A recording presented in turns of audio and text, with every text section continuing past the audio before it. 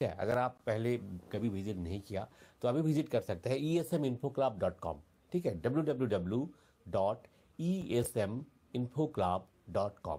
ठीक है, यहाँ पे आप कभी भी विजिट कर सकते हैं। वहाँ पे आपका रिलेटेड जो भी इंफॉर्मेशन है पेंशन रिलेटेड, चाहे डिसेबिलिटी पेंशन हो, सर्विस पेंशन हो, फैमिली पेंशन हो, या फिर आपका ग्रेजुइटी, या फिर कोई भी सर्विस का related information, not only defence service, civil service का आप री एम्प्लॉयड है, वहाँ पे आपका पे फिक्सेशन कैसे होगा, आपका एनपीएस का क्या आपको मिलना है क्या नहीं मिलना है, लिव इनकम का, इस तरह का आपका इनकम टैक्स का क्या ट्रीटमेंट है। आप अगर डिसेबल सोल्जर है तो आपका इनकम टैक्स फुल्ली एग्जेम्प्टेड होगा, वो कैसे होगा, ये सारी बातें आप जान सकते हैं हमारे वेबसाइट पे कभी भी विजिट करके। ठीक है, और अगर कोई क्वेश्चन है इसी तरह का, हर संडे 8:30 PM मैं तो आपके साथ बातचीत करता ही हूँ। आप मौका देते हैं हमें आपके साथ जुड़ने के लिए, तो इसी तरह आप जुड़े रहिए हमारे साथ। आपका जो भी क्वेश्चन है आप अभी आप पूछ सकते हैं।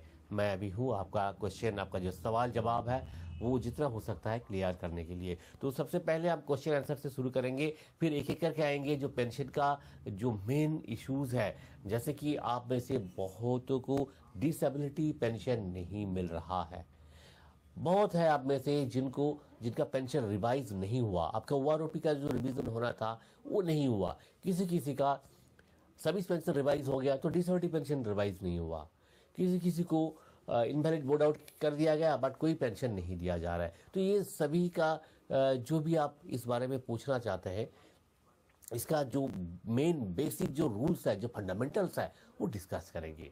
अभी स्पर्श जो नया सिस्टम आया हुआ है, स्पर्श सिस्टम को लेकर के आपका मन में बहुत सारे दुविधाएं हैं, बहुत सारे डाउट्स है। जो भी आप पूछना चाहते हैं इस बारे में आप अभी पूछ सकते हैं, या फिर हम डिटेल में बात करेंगे। अभी स्पर्श के बारे में डिटेल में आपसे बताएंगे, स्पर्श को लेकर के कितना ठगी हो रहा है, फिशिंग हो रहा है, आपको जो है गलत लिंक भेजा जा रहा है। ठीक है, तो ये सब चीज़ से आप सावधान रहिए। ओके, इस बारे में डिटेल में हम बात करेंगे, पर उससे पहले आपका जो सवाल है, कुछ सवाल जो है अहम सवाल है, उसका जवाब देने का कोशिश करता हूँ। सबसे पहले है कि अराया गौड़ा एम, आपका कहना है कि सीजर डिसऑर्डर डिसेबिलिटी कितना मिलता है। देखिए, मैं सबसे पहले आपसे कहना चाहूँगा कि किसी बीमारी का ऊपर परसेंटेज नहीं होता है। बीमारी का ऊपर डिसेबिलिटी कौन सा बीमारी है, इस बीमारी में कम मिलेगा, उस बीमारी में ज़्यादा मिलेगा, ऐसे नहीं होता है। ठीक है, मान लीजिए किसी का अस्थमा है, किसी का कैंसर है, ठीक है, तो दोनों को ही बराबर बराबर का डिसेबिलिटी पेंशन मिल सकता है।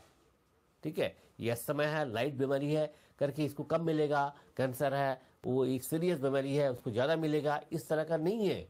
डिसेबिलिटी पेंशन के जो रूल्स रेगुलेशंस है इस तरह का नहीं है। इसलिए आपका जो सीजर है, सबसे पहले आपको डिसेबिलिटी पेंशन ऑथराइज है भी या नहीं, ये जानना जरूरी है।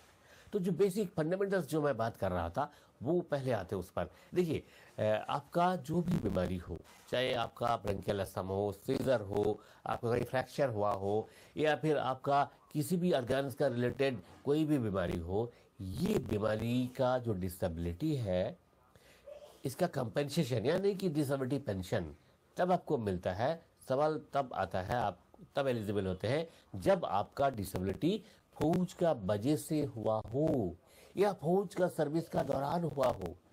ये चीजें आप बोलने से नहीं होगा।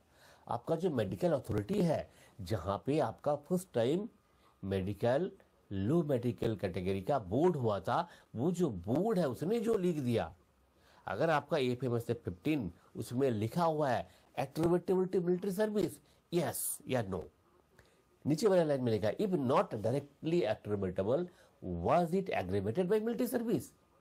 ये दोनों में से किसी एक में भी अगर आपका यस है तभी आपको डिसेबिलिटी पेंशन मिल सकता है। अगर दोनों में ही इने इने है, नॉट एट्रिब्यूटेबल नॉट एग्रीवेटेड, दोनों में ही नो है, तो आपको डिसेबिलिटी पेंशन इन जनरल नहीं मिलेगा। मैं जो भी बात कर रहा हूं on the basis of pension regulations for the army, navy and air force. जैसे आर्मी का अभी 2008 में रिवाइज हुआ था, सिमिलरली नेवल एंड एयरफोर्स का भी पहले का जो बना हुआ है उसी के आधार पर बात कर रहा हूं। देखिए, हम एक डेमोक्रेटिक कंट्री में हैं। यहाँ पे अगर आपको लगता है कि ये रूल गलत है, आपके साथ कहीं गलत हो रहा है, तो आप कभी भी जुडिशियरी हेल्प ले सकते हैं, यानी कि आप कोर्ट में जा सकते हैं। ठीक है, कोर्ट में आप जा सकते हैं, और कोर्ट में जाने के बाद आपका केस मान लीजिए ये है, नॉट एट्रीब्यूटेबल, नॉट एग्रीवेटेड है, इसके बावजूद भी आपको पेंशन मिल सकता है, डिसेबिलिटी पेंशन आपको मिल सकता है। कैसे मिलेगा? इसके लिए आपको कोर्ट में जाना पड़ेगा।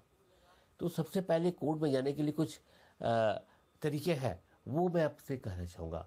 जैसे कि AFT है, आर्म फोर्सेस ट्राइब्यूनल जिसको कहते हैं। अगर किसी आर्म फोर्सेस पर्सनल का कोई भी प्रॉब्लम हो तो आपको पहले वहाँ अप्रोच करना है। ठीक है, देखिए, डिसेबिलिटी पेंशन का जो मामला है, इसमें एक लॉजिकल बात है कि जो भी फौज में दाखिला लेता है, कोई भर्ती होता है, तो हमेशा स्टेप 1 में ही भर्ती होता है। आज तक किसी भी फौजी को स्टेप 1 से डाउनग्रेडेड कैटेगरी में फौज में शामिल नहीं किया गया। ठीक है, तो आप जब स्टेप 1 में आए थे और उसके बाद आप डाउनग्रेड हो रहे हैं, इसका मतलब क्या? आपका जो डिसेबिलिटी है, इसके लिए जिम्मेवार कौन है? आपका फौज का सर्विस है। फौज का सर्विस का वजह से हो सकता है, या फिर फौज का सर्विस का दौरान हो सकता है, फौज का सर्विस का बाहर नहीं हो सकता है। ठीक है, तो आप एग्रीवेटेड या एट्रीब्यूटेबल होना चाहिए, पर आपका जो मेडिकल बोर्ड है वो उनका जो भी गाइडलाइंस है उस हिसाब से आपको नहीं मिलता है, और जब नहीं मिलता है तो कोई ना कोई तो कोर्ट में गया ही होगा।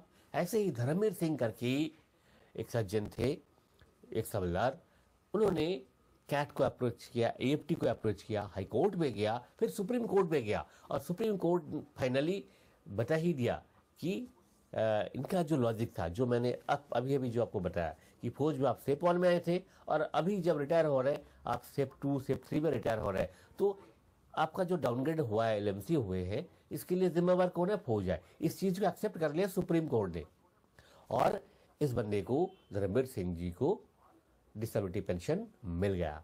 इसी तरह का जो भी AFT में केस फाइल करते हैं और उस केस में अगर मेरिट है, तो आपका भी अगर ऐसे केस है आपको भी मिल सकता है, आपको भी मिल सकता है। ठीक है, ऐसे नहीं है कि आपको नहीं मिलेगा। पर मैं जो भी बात करता हूं, लीगल प्रोविजन जो है, कोर्ट में जाके तो कुछ भी मिल सकता है। अगर आप कोर्ट को कन्विंस कर सकते हैं, कोई अंधा के, कोई जो जिसका 2 आंखें से देख सकता है उसको भी अंधा बनाया जा सकता है ना, अगर आपके पास प्रूफ है तो। ठीक है, तो लॉजिकली और डॉक्यूमेंट्री एविडेंस से अगर प्रूफ कर सकते हैं तो आपको मिल सकता है। पर मैं जो बात कर रहा हूँ इन जनरल में, जो वीडियोस में जो कानून का बात करता हूँ, ये है पेंशन रेगुलेशंस का बात करता हूँ।